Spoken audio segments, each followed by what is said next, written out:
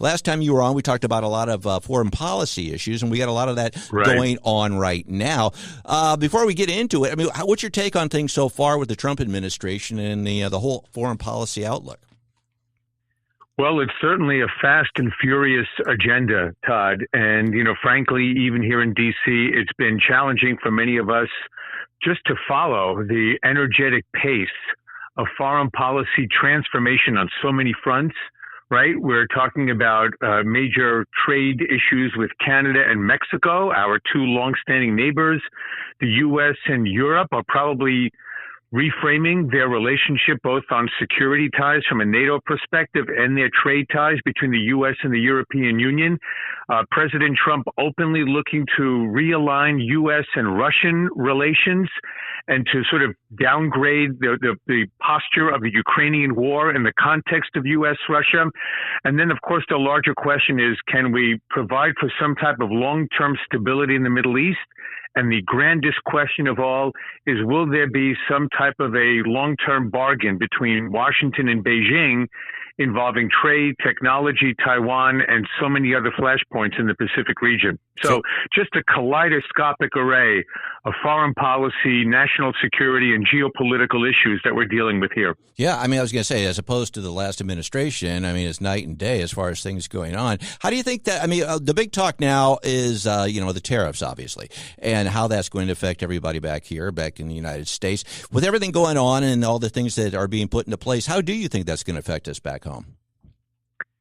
It's tough to tell, Todd, because we don't know what the end game looks like here, right? Mm-hmm. We know that, between the election and the inauguration, when Trump was talking tariffs about, in reforming our trade relations with so many countries and entities, we weren't sure if tariffs were an end to themselves or a means to achieve a certain end.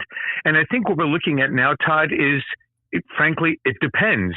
I think with some countries and some markets, tariffs are going to be a permanent part of the relationship. And it looks like it's certainly going to be the case between the U.S. and China in certain key industries to protect American national security, to protect our pharmaceutical and medical equipment supplies. I mean, we learned a lot from the COVID lockdowns and what happened with the disruption of supply chains and how dependent we were on the Communist Party of China for so many aspects of America's health and well-being.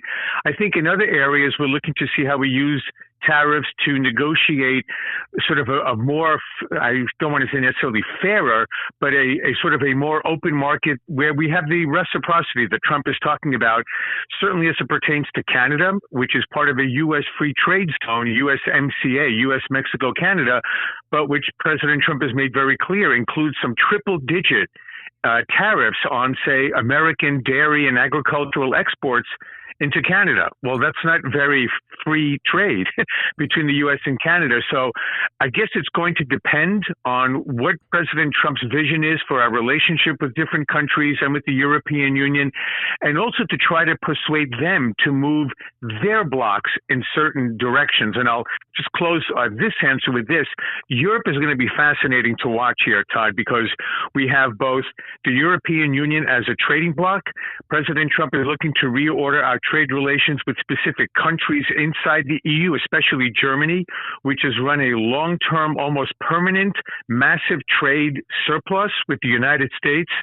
And then also looking to see how we move Europe into being more responsible for its own security and defense in the context of a hopeful ceasefire and settlement of the Ukraine situation. Right. And that was one of the big things that I wanted to talk with you about, because you look at the things that happened with, if you go back to a few weeks ago with Ukraine, when we had the big meltdown at the White House where, where Zelensky pretty much got chewed out, or however you want to look at it. The thing is, but I don't think anything is random. I think a lot of that was orchestrated, and I think it had a productive outcome, because it did. I mean, as a result, you do now have Europe and the surrounding countries, that are involved, they could be involved, to stepping up their game. Do you think a lot of this stuff, even including the tariffs, that has people, up in arms? I mean, do you think there's like a bigger objective along with all this stuff? I mean, because it seems like there's long-term value if you look at, some of the short-term, effects that they may have. That makes sense? Yeah, let's break it down into two parts. One, in terms of the Oval Office implosion, I don't really see any deliberate strategy there. I mean, if you watch the first 40 minutes of that 50-minute episode, you see that Trump and Zelensky got along marvelously. Trump was complimenting the Ukrainian people for their great bravery and courage in defending their country, but talking about how we have to end this senseless killing of hundreds of thousands of young men from Russia and Ukraine. And that Oval Office meeting only took place because all of the deputies on the Washington and Kyiv side had already prepared for Trump and Zelensky to sign that minerals deal. That you don't have an Oval Office meeting to have a debate with the President of the United States in front of the international media. And I think Zelensky made a terrible mistake in going down this rabbit hole and starting to argue that Trump and Vance were foolish in trusting Putin to uphold any aspect of a deal. Basically, that's what he did.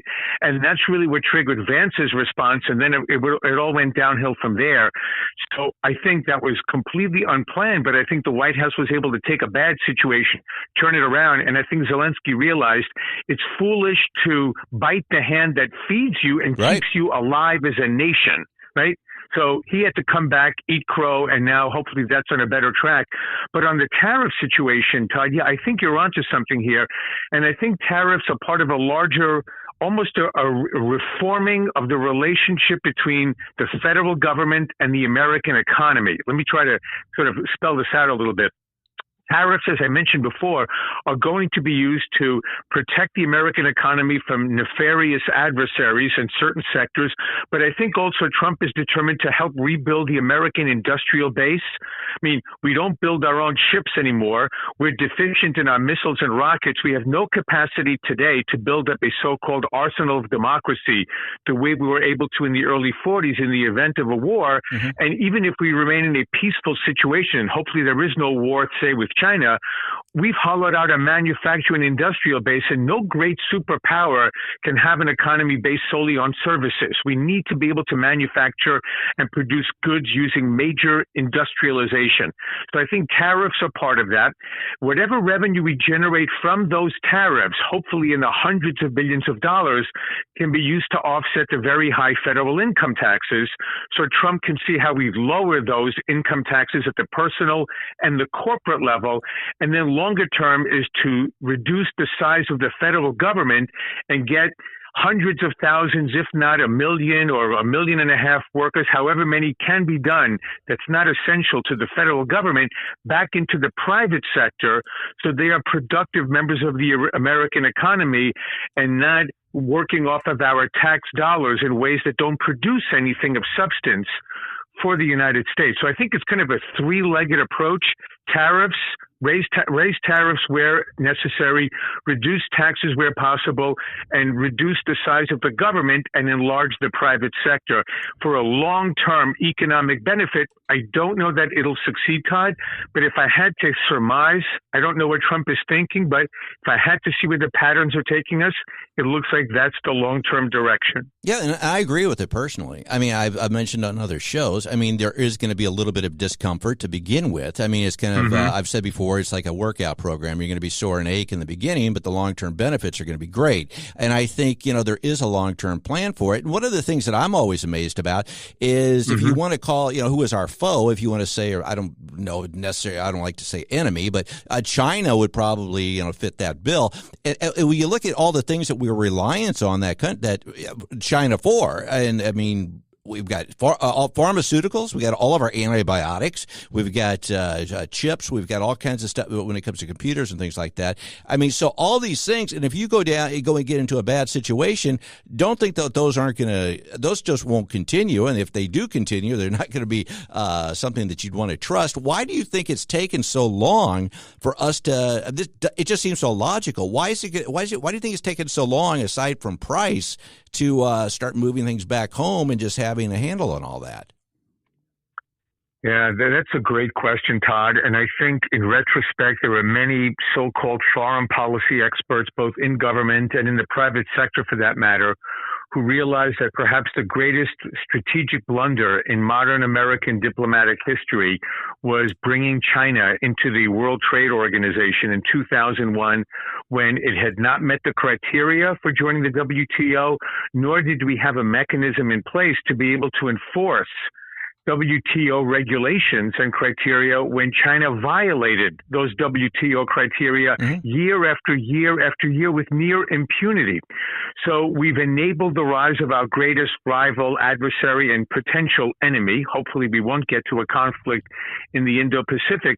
But I think, when we have consulting giants that are advising American companies that it's okay to outsource your industries and close your factories in the Midwest, open them up in China, because everyone will want cheap TVs and cheap smartphones and whatnot. But we've lost millions of jobs in the United States, and it has harmed our national security beyond just the pharmaceuticals and the antibiotics and the key industries that you cite, Todd. But I think your audience would be shocked to find out how much of our defense industry is dependent on components, materials, small parts, magnets, and the like that are manufactured by Chinese subcontractors to our largest defense contractors in the United States. So the Chinese have already prohibited the sale of certain rare earths, antimony, several months ago, that we need to build nuclear weapons, to produce ammunition, night goggles, and the like. And then they cut off the export of two additional rare earths, germanium and gallium, that we need to build out semiconductors and telecommunications infrastructure.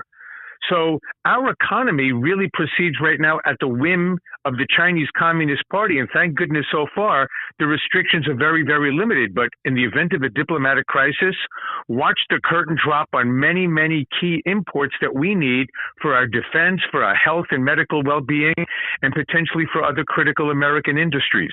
Yeah, I agree totally. And again, it's just amazing to me that it's taken so long. I mean, I don't care what it is, but if your enemy is not going to keep supplying you, goods so you can build weapons to fight them with, I mean, it doesn't make sense. Well, John, I want to thank you for joining. We're out of time, but I wanted to hit on the Panama Canal and a whole bunch of other stuff as well. Can you join us again in the next few weeks or so? Let's do it again, Todd. Always a pleasure to be with you and your audience. Okay. Thank you for having me.